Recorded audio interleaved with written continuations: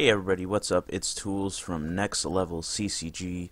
Today I'm starting a series. This is kind of a introduction video to a series I'm doing where I'm going to be grinding. It's kind of two things in one, so grinding a certain Magic the Gathering deck and also playing within a budget restriction. So I'm starting out here with a $100 budget for the modern format.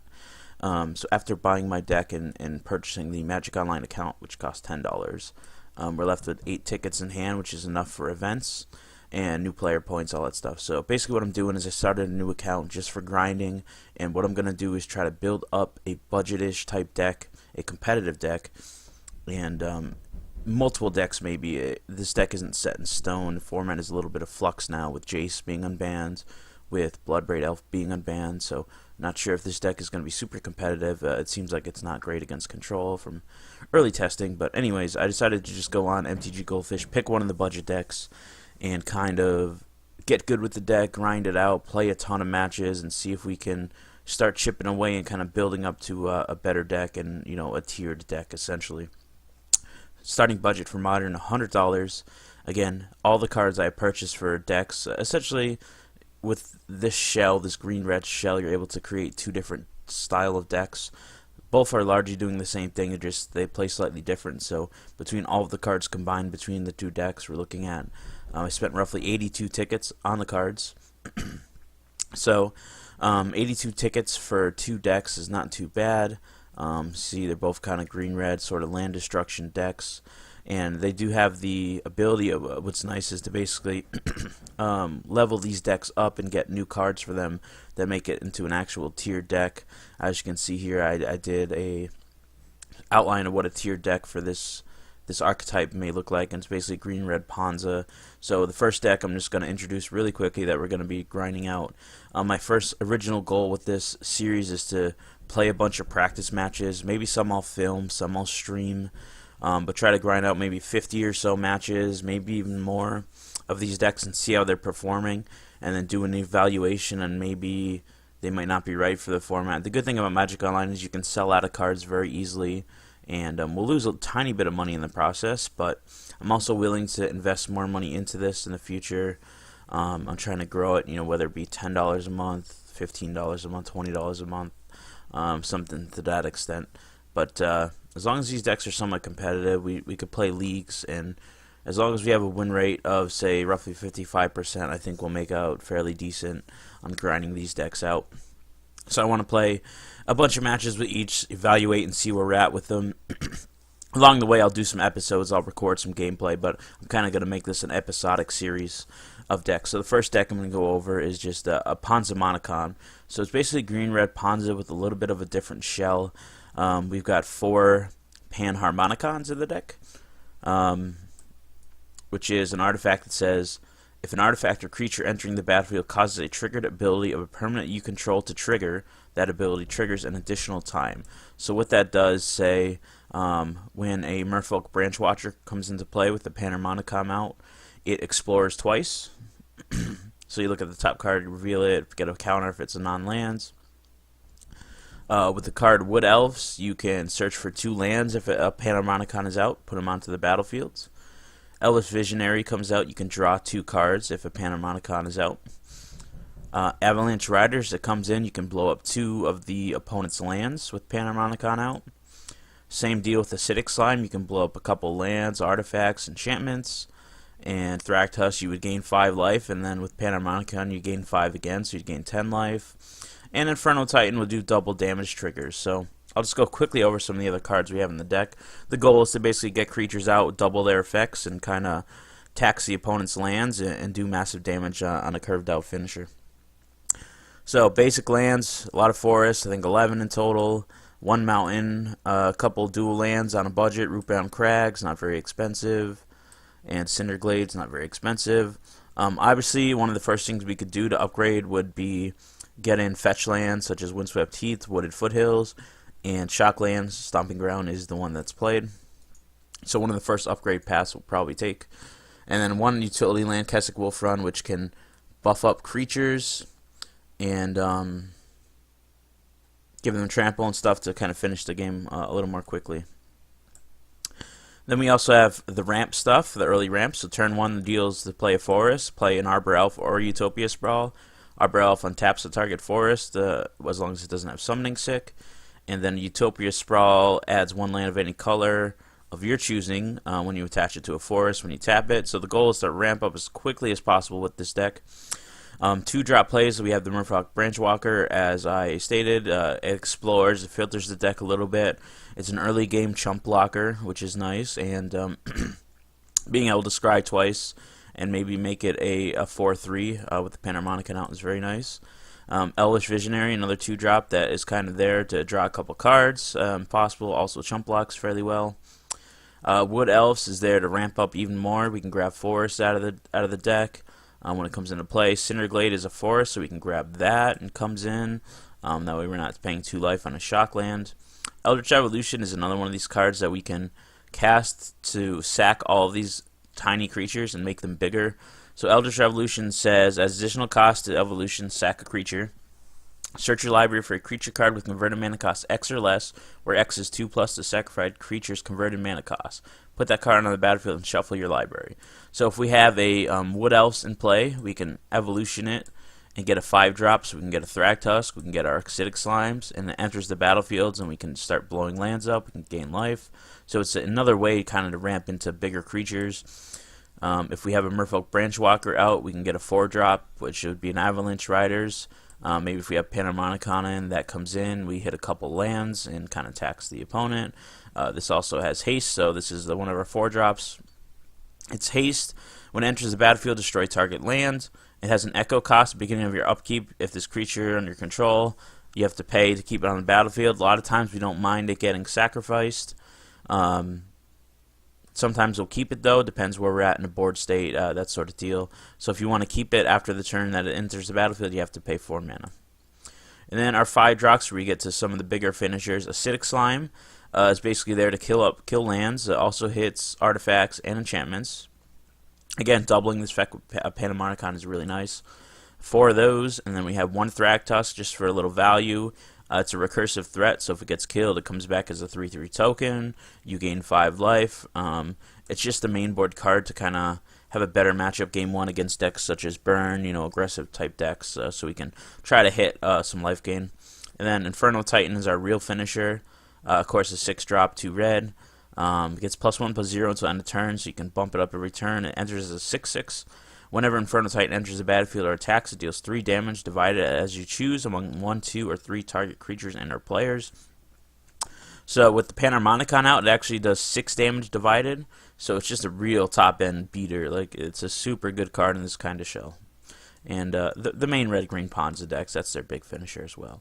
Sideboard, pretty standard. So we got 4 Bonfire of the Dams, which may be too many. Kind of fight against low-to-the-ground creature decks, such as maybe zoo decks. Goblins, Burn, aggressive type decks where they have a lot of creatures and you want to kill. Basically creature removal, so when you have a miracle cost, you can reveal it when you draw it, and then it basically lowers the casting cost of it. So another card to put here is Anger of the Gods. I have Anger in my other deck, testing it out, so rolling with Bonfire of the Damned for now in this. So we got some life-gain creatures as well on the sideboard for stuff such as Burn, aggressive matchups. A couple more Thragtusk, so 2 more of those. Obstinate Baloth as well.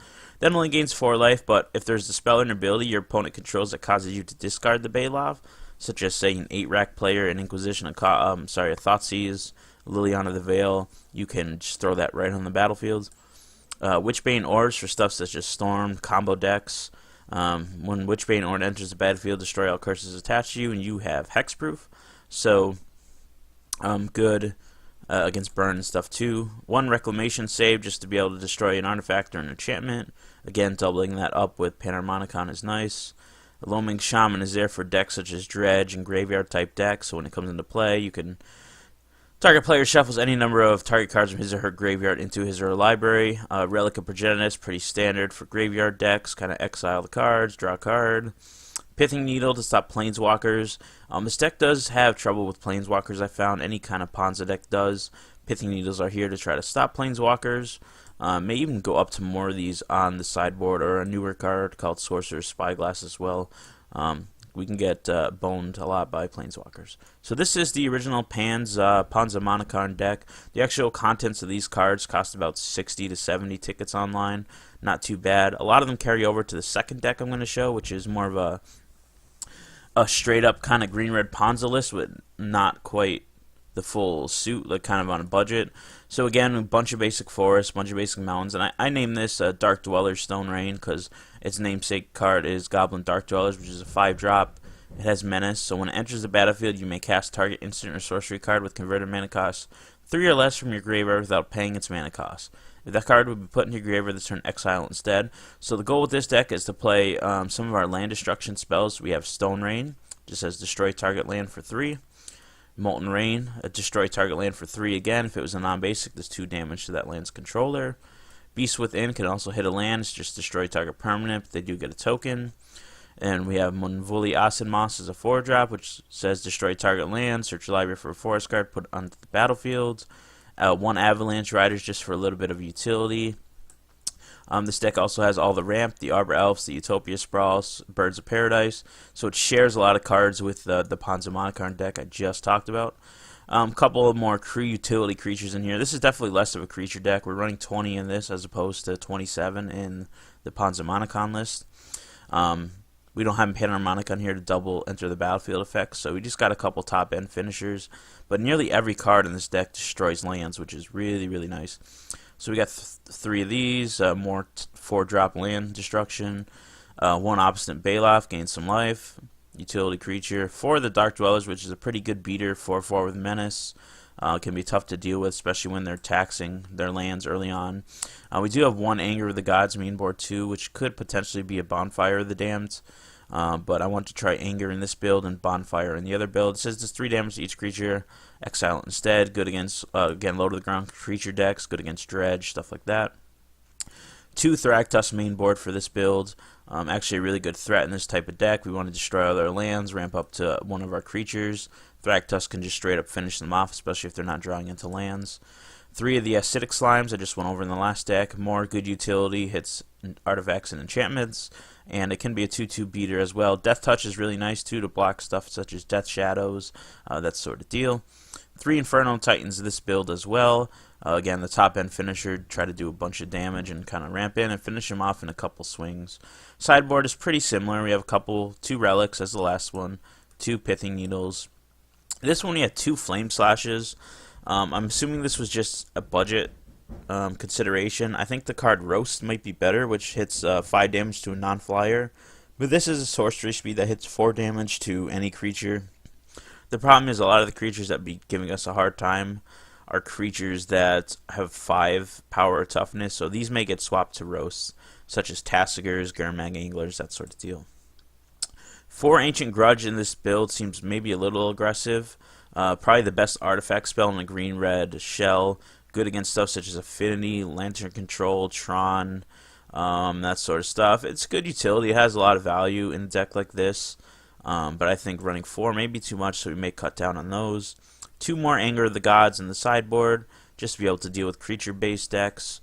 We have 1 Beast Within, just for some utility.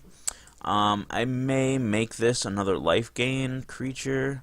I think we might need another way to gain life, but Spike Feeder is our last creature. We can gain life at Spike Feeder, so at worst case, it's a very budget-type Kitchen Fink, so it comes in. You can remove 2 counters with it and gain 4 life when it comes in, or you can alternately put counters on another creature, so kind of another utility card. It can either buff out creatures in decks where we don't need to gain life, or it can gain life in decks where we need the life. So far playing a tiny bit with each of these. I actually took this Ponzamonicon to FNM last night at my local game store and ended up going 1-3 with it. Didn't have great matches, but then I came home, practiced a little bit with it, and ended up going 2-0 on Magic Online, beating both Jund and kind of green-red aggro Zoo. I think this deck overall is better, this Dark Dweller Stone Rain deck. However, we do not have much card draw or anything with this, so we have the possibility to kind of waste all our spells, not get into a finisher, and then have little late game struggles there. And again, the goal overall is to get up to this Ponza deck, so upgrades, we'll be looking for Stomping Grounds, Windswept Heath, Wooded Foothills, Blood Moons, Chandra, Torch of Defiance, another Obstinate Baloth, Primal Commands, Storm Breath Dragons, Infernal Titans, probably one more Titan, Grafdigger's Cage, a good catch-all to Artifact and Graveyard decks, a couple Kitchen Finks, Trinisphere is really good Ponza card, Thrun, Fracturing Gust, big threats. So kind of just going to build up to this deck and see how we do. It's also possible that after testing these decks, we may just axe these completely, sell all the cards, and buy into another budget deck. There is a deck I am strongly considering buying into as well on a budget that can be upgraded over time, and it's a really, really super competitive deck. Like, it's probably even more competitive than these. We could also go with like a budget burn deck or something, but I'm going to try grinding here. I haven't really played too much green-red on my main account. As you guys may know, I play a shit ton of Modern, but this is kind of a different series and the challenge I want to do to kind of grind up and restrict myself to a budget and see if we can, with good play, learn some decks, grind out some decks. And I skip around decks too much. I want to really focus on one archetype and kind of see how we do and grind them out and try to get better and improve my play with both the style of deck and Magic in general. So thank you for this somewhat long introduction video, but I want to do this. If this is a okay series, if it does well, I may go into standard with it and do like a $50 standard budget instead of $100, or we could do just a straight up standard grinding series, or a straight up popper grinding series, or even a modern grinding series where there's no budget consideration. But between videos covering these decks, and then also my regular decks on my regular account, you know, I always play Burn a lot, Tron, all that stuff. I'll still be doing videos of all different types of decks. I still want to play all the decks from the recent Modern Pro Tour and GPs and everything. And on my other account, I do have the ability to rent cards, so it makes it a lot cheaper, and I can play a ton of different decks for you guys. So thank you all for watching, and I hope to really jumpstart this channel a little bit. I know I've posted sporadically here and there videos, but I really want to get it going and stream a lot on Twitch. It's twitch.tv/nextlevelccg, the same as my Magic Online name, Next Level CCG. So add me on Twitch, and hope to be streaming a ton for you guys and making tons of videos, and hopefully everyone who watches and everyone, including myself, can improve their Magic play. And my goal is to make everyone better and to learn with me. I've already done videos and made hundreds and hundreds of mistakes, but that's all part of the process of growing as a player. And we do have a Grand Prix coming up in my area locally, so looking to get good for that, and we'll see what happens. But thank you all for watching. I greatly appreciate it. Bye.